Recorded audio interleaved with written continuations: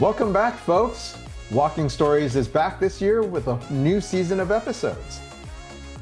And best of all, 2026 happens to be the 20th anniversary of California Walks becoming a nonprofit.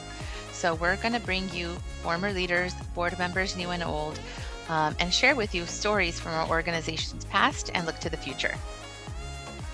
My name is Kevin Shin, and I am the co-executive director at California Walks. Hi, I'm Miha Babalai, and I'm the other co-executive director.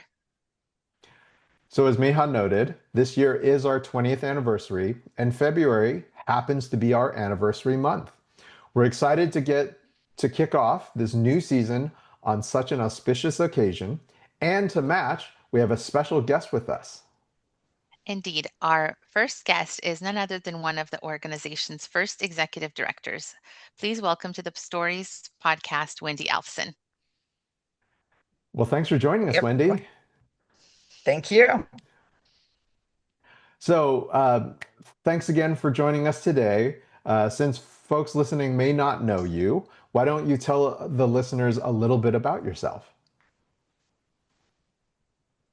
I currently, obviously, am retired, but I worked for many years with pedestrian safety and walkability with California Walks.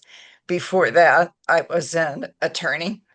And in the course of being an attorney, I worked a lot on both policy making and safety issues of personal injury to the members of the public. I went to school at San Francisco State, and there I really focused on community organizing and community engagement. And it's those aspects which brought me here. Wonderful. And how did you specifically get involved in the world of pedestrian advocacy?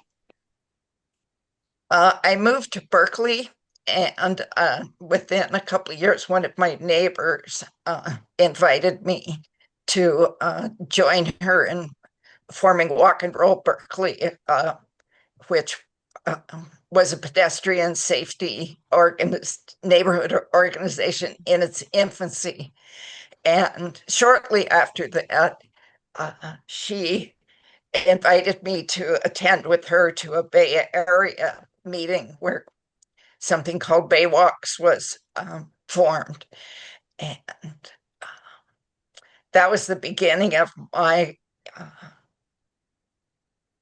interest in the organizational aspect. I've always been a walker.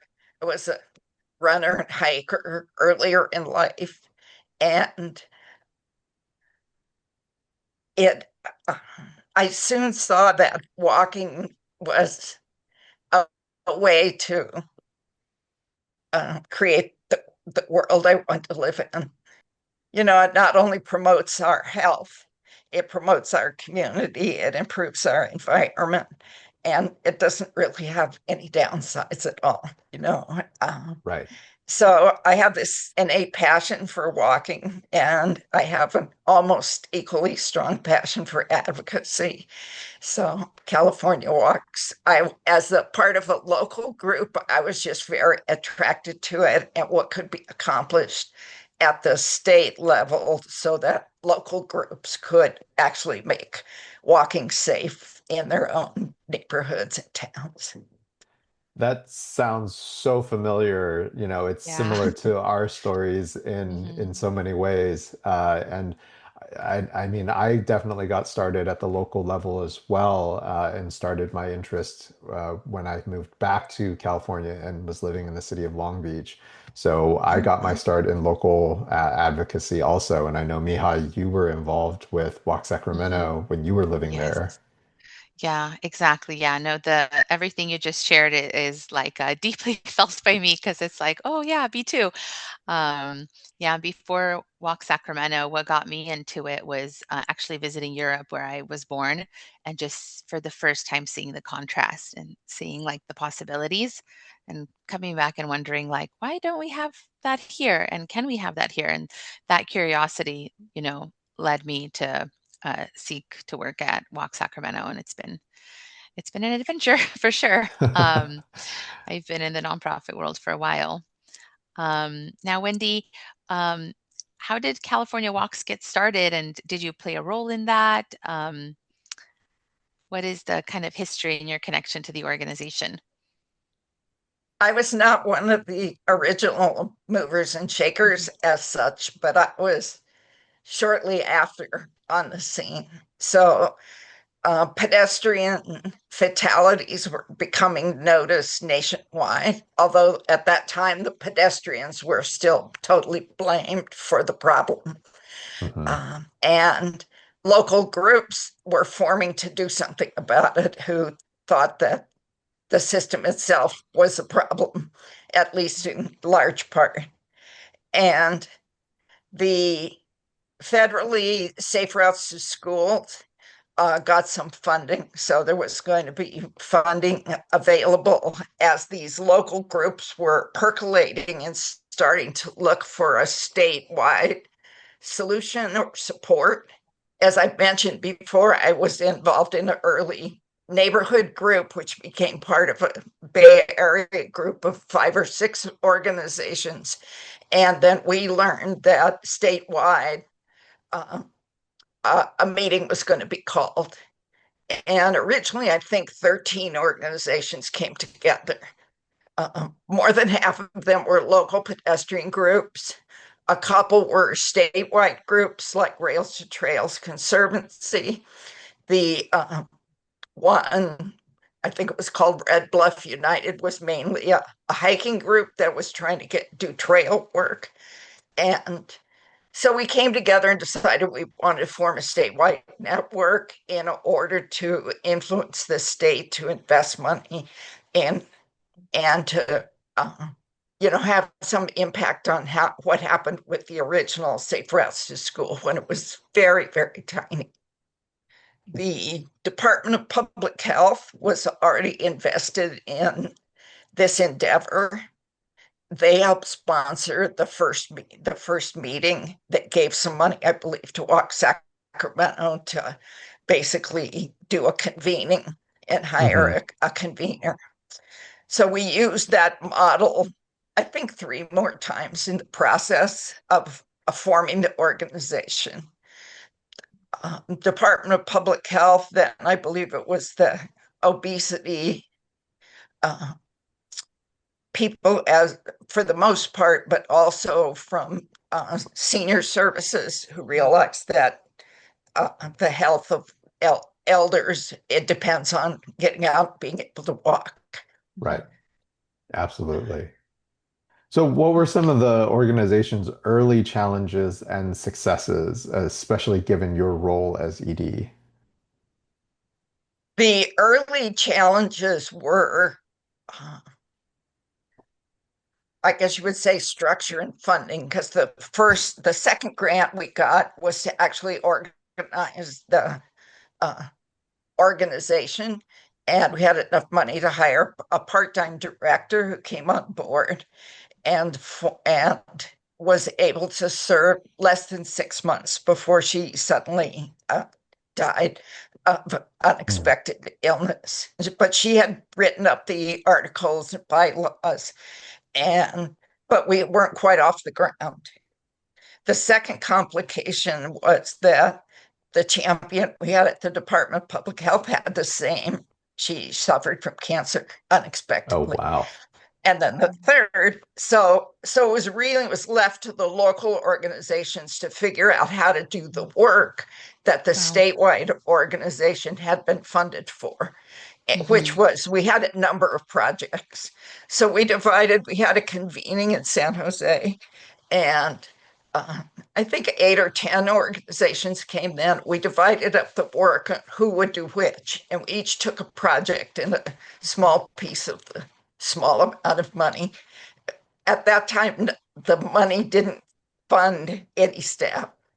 Hmm. So we completed that. We're set to get a second grant. So now we're at year 2, and we're not quite to 2006 yet.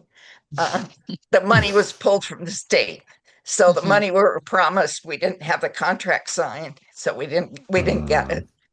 So there was a year with no money, and the local groups kept doing what they were doing, and we started to join the statewide uh, advisory committees that we could have some input in, and kept our relationship with public health going because they were the real champion of walking Right. because they knew how important it was to public health. And the Department of Transportation hadn't really realized it yet. Uh, the the next thing that happened is we got a smaller grant. I think that the third year then that was $10,000. So basically it paid for convening and a couple projects. And by that time, some of the organizations, I think we ended up, I don't getting 15, I think $1,500 went to 5 different organizations around the state, and the other $25 funded a convening. And at that convening, we formally started California Walks, and it and decided what we would do for the next year. And it took most of another 2 years before we really had funded staff. The the local groups had put together small amounts of local funding for their local projects, and the Right. common needs, were becoming clearer and clearer around the state, and the fact that a local solution wasn't enough. We needed a statewide organization in order to affect statewide policy and funding so that transportation started to include pedestrians, and that all the different aspects, from public health, transportation, the environment, community, get Yeah. the focus of the walking environment and people Right. walking and what people need in order to be able to walk. Now, Uh, how long was it until there was enough, funds to have like a at least a part-time ED or a full-time ED? Around what year I was think that? the year after that, I think Okay. 2007 is when we Okay. started having a Mhm. part-time uh, ED. In Mhm. 2008, I think it went full time under the, I think 2000, and one of the parties that participated in we would hold annual convenings in all of those years, and we started Mhm. including at in 2000, and after the first meeting in 2006, a statewide meeting with all of the walking stakeholders. Mhm. So we had representatives from the Department of Transportation, Caltrans, and the Department of Public Health, its different Mhm. branches that were interested in walking as a solution to various health problems. Right. The on the traffic safety side, the Safe Mhm. Track, what became Safe Track, sent a representative because they were interested in all aspects of Mhm. traffic safety.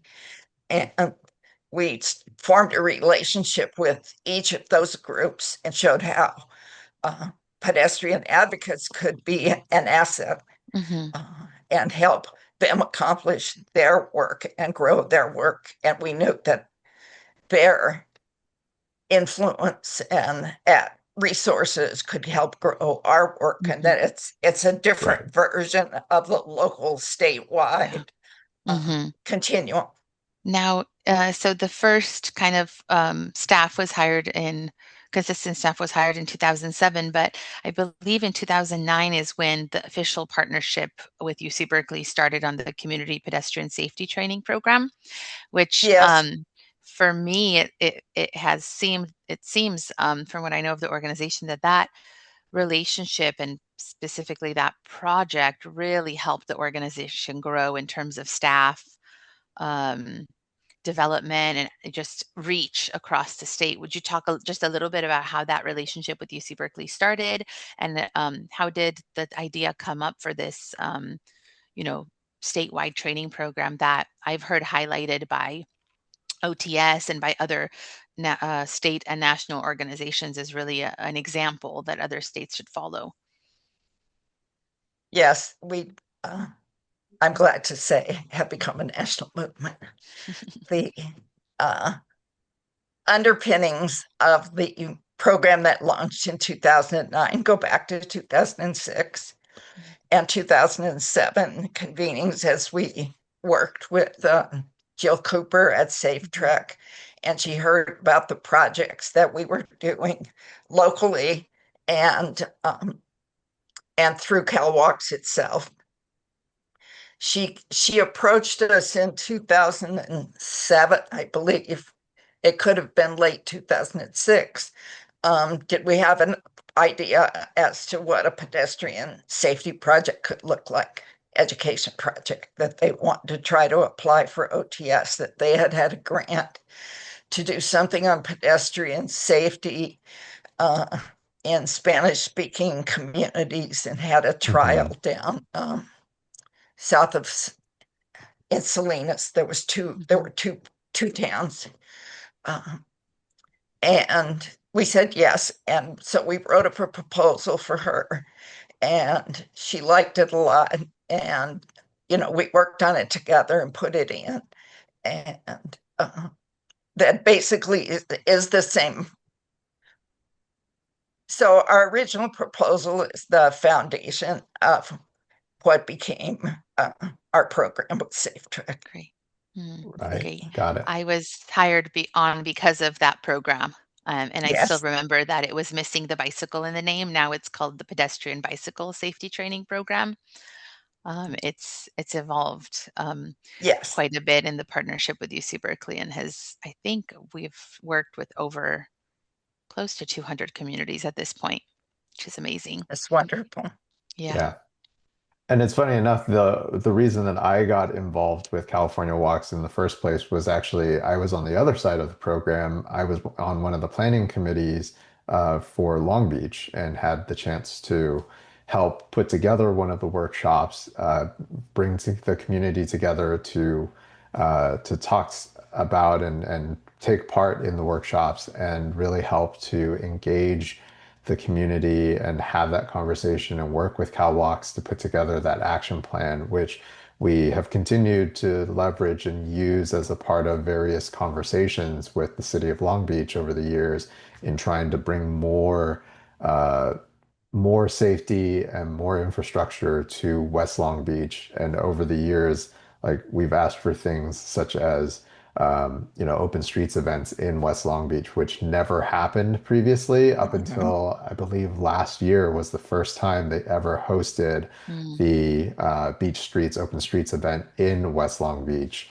And people loved it. It was such a fantastic opportunity for that community to actually get out and experience it, because usually they had to figure out how to cross the LA River, which was always a pain, and is still one of the least hospitable pedestrian crossings in anywhere that I've ever lived. Like it's so inhospitable, and now we're starting to see more progress because the community feels like they are respected enough and that they have enough input into the process to feel like they can ask for those things that they really need in order to make that community more walkable and more bikeable.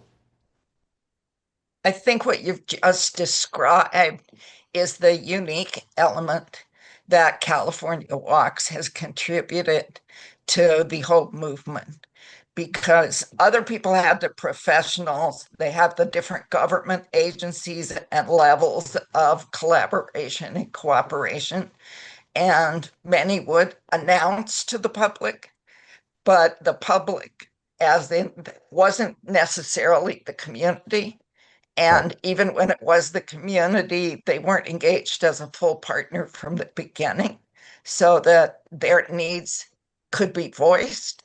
And then people would learn how to organize together and become a voice that could be heard And once the community is a full partner, with what the local government and state government learned is that they could attract more resources to their Right. own agency to do this work, to make the improvements.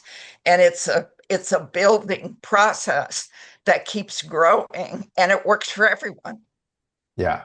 And it's a lesson that we continue to Mhm. see take effect with more and more new generations of staff at Caltrans and Yes. other state agencies. They're recognizing the value of doing that community engagement and actually getting that real and honest feedback from the community around their projects before they move into communities and start breaking ground on projects because they've seen significantly better and more willing adoption of new ideas and new concepts rather than just trialing them and hoping for the best, which is a lot of what Caltrans used to do. We've Yes. now seen significantly improved rates of adoption from community members because they feel like they were consulted. They feel like they Mhm. had a chance to provide feedback and input into the process. Yes. I think we should give a little shout out to America Walks at this juncture, because early on they did, with a couple champions in the federal government, who mainly were focused on improving bicycling transportation, but also understood about pedestrians. And uh, they put on some workshops and provided some training both for government officials, especially some engineers and planners. And then uh, we had something called a Pedestrian Safety Task Force back then, which was a 1 year OTS grant to Caltrans that Mhm. convened meetings around the state. And they wanted to know how many of these workshops could we fund. And we said 100, and they were thinking of 8 or 10. And they said 8 or 10. I said, we've had 80 people come from around the state to these meetings. So you can train way more than you can easily train, 100. Mhm. So Right. uh, they of course didn't do that initially, but it did start. And I think from the beginning, that was the advantage of being on statewide advisory groups, is that when somebody mentions an idea and it's one of the ideas we hold, we can support it and grow it and show people Right. what's possible, and therefore the speed of the change evolves sooner. We were able to do that with what became the active transportation program later on, Mhm. because originally it was something much smaller. Um, Right. and so we were able to initially grow, we were able to participate in the writing of the guidelines and the formation of it, and to make it have uh, the different pieces Mhm.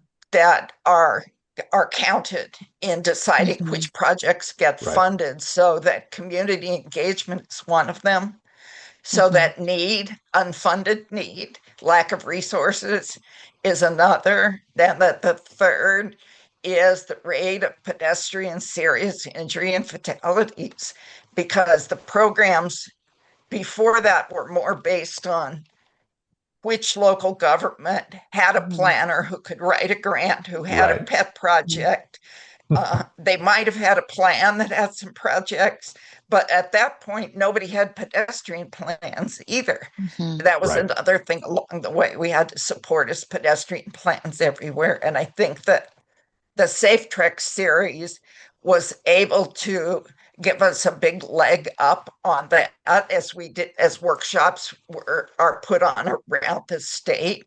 It either can become a basic plan, or the outline of a plan, or convince the local officials Mhm. that it's worth putting the resources into making a plan so that they can get the Right. funding. And Unfortunately, we've actually now come flipped into the opposite problem of there is so much demand for that Mhm. ATP funding Yeah. that we Mhm. literally have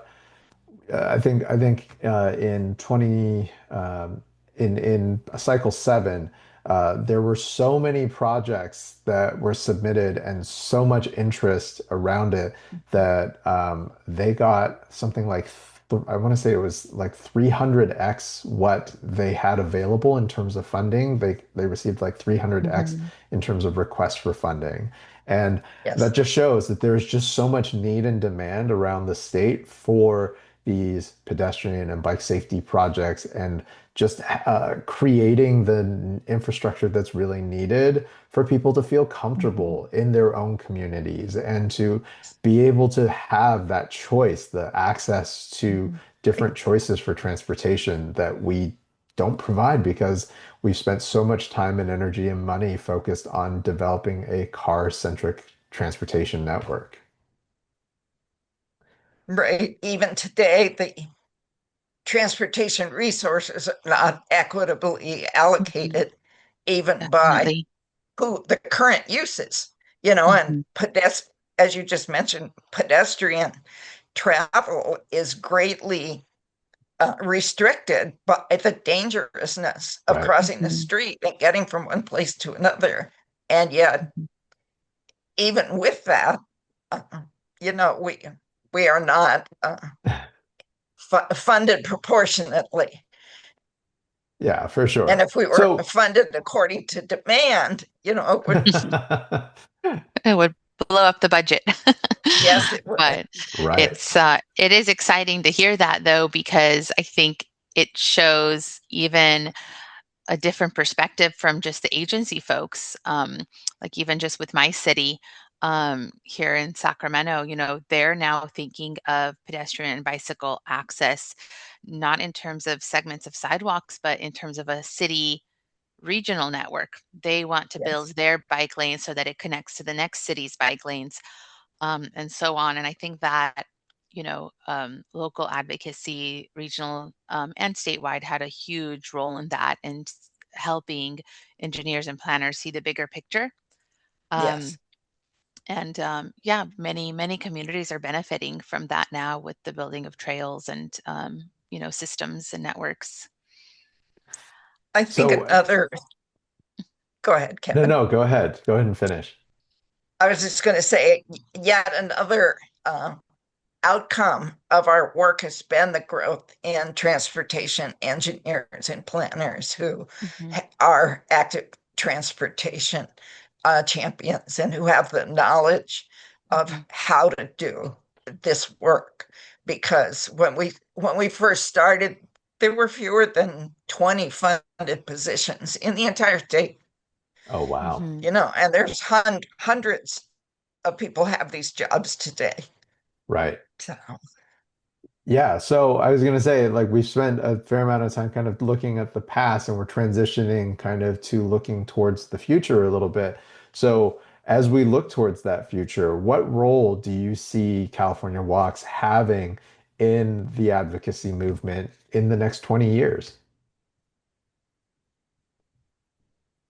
well, I think it should continue to play the in effect the same role of showing uh, the rest of the country and or the world, what can be done when you combine the grassroots community, a local advocacy group, a statewide network, and state advocacy that the statewide advocacy needs to include the projects that can be replicated around the state. So the whether you call it workshops or give it a different name, I think the process of basically doing the same process Hmm. over and over again, community by community, Hmm. shows that it works everywhere. It creates cross community Hmm. relationships. People here in Berkeley talk to people in Oakland, talk to people Hmm. in and pretty soon the and the and the statewide organization, can hear from people and can respond. And so and you can find out where there's growing interest, either because of the rates of fatality or the growth of a community organization, the or the opportunity, because sometimes people contact you because they have a grant opportunity and Mm-hmm. they want to know how to get the money or how to spend the money. Yes. And Yeah. Right. you can guide them through a process that results in a successful project. And a Mm-hmm. successful project improves safety, improves the environment, the local government at all levels, including it gets to have success. The state has attracted an enormous more amount of money to transportation by Mm-hmm. embracing active transportation. And it comes from this collaborative approach, we don't leave the professionals out either, the Mm-hmm. and having the backing of UC Berkeley and the Safe Track project has helped a lot, and it removed the barriers that Mm-hmm. nonprofits uh, find in working with both the federal and state government, because they're a state institution Yes. Right. and they could hold their own. Mm-hmm. 1 year, I'm sorry, I digress once more. When No we worries. started, there was a delay between 2007 and 2009 because the uh, Caltrans and UC Berkeley got in a match over whose insurance liability governed in state contracts. And it was in lawyers' hands for an entire year and it wasn't our contract, it was the statewide contracts.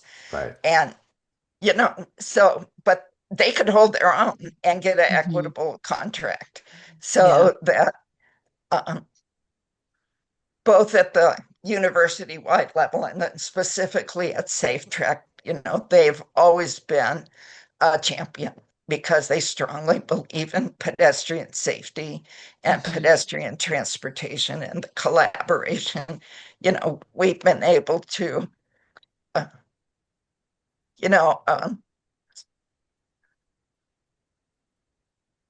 I don't know. It's not, I don't want to take credit for ideas that were theirs alone, but by doing this work together, they could see the need for the mapping system, for instance, Mm-hmm.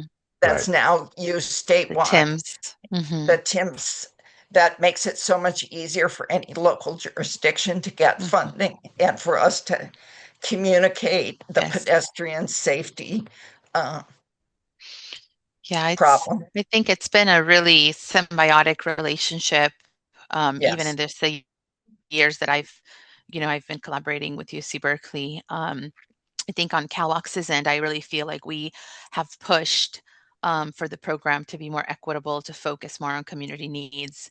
yes, Things like making language translation for up to 2 languages standard, um, yes, making sure that folks can come to the meetings and really making sure that the materials are accessible yes, through the program and just kind of like pushing to get out of that kind of academic bubble that can kind of happen when you work with a right? university because they do have to think in terms of the research. And it's been great, that the team can translate the work that's done at the community level into research. But, you know, CalWalks and the community does not think in that way. So I think it's been beneficial on both Right. ends. And the fact that Yeah, it's helped to fund and to secure funding for many communities into the millions of dollars is amazing. it is Um, And amazing. yeah. the relationships that continue to develop right between us as an advocacy organization and academia, and being able to develop new relationships with as academia around active transportation has expanded, And like the UCITS system now includes four separate campuses and not just, just a smaller number. We've gotten the opportunity to build those relationships, and they're starting to recognize that there's a gap. Actually a research gap. They don't always know Mhm. what the research needs to be done, and they've started to turn to uh, advocates as a resource to help them identify where are the gaps in the research, what are the things that we need to fill in order to Mhm. help move things forward and continue to advance progress on active transportation and hopefully provide convincing data because as everybody now is so obsessed with data-driven Mhm. decisions, right? And data-driven Right. policy making. So we need all the data. We need that data to be in place so that we can showcase and demonstrate that, hey, these types of interventions, these types of infrastructure projects work and they improve people's livability in those communities. They improve people's um, uh, quality of life. And all of that is so important and to be able to actually capture that. And we've had the opportunity now to develop some really tight relationships with folks from UC Davis alongside UC Berkeley and also the folks at UCLA ITS have been huge partners to us in so many ways. So we're really excited to kind of continue down that path of building the relationships with academia and continuing to find ways to collaborate with them. And it has a side benefit not only of the research that's produced and therefore the data that comes out of that research, but Mhm. all of the new professionals that are being developed, the students going through all of the programs. Yeah. So it has a double benefit, and then those students then becoming professionals, you have a relationship with that new Mhm. community where they work. Mhm. And again, it's that symbiotic, collaborative, ever growing Mhm. uh, process. Mhm. And it has an authentic community base that's based on Yes, actual exactly. community need, not somebody's guess at community need. Yes, Because exactly. Yeah. Well, Wendy, thank you so much for being with us. We have one last kind of lighthearted question that Kevin and I will also answer. If you could choose one word to describe your 2026, what would it be?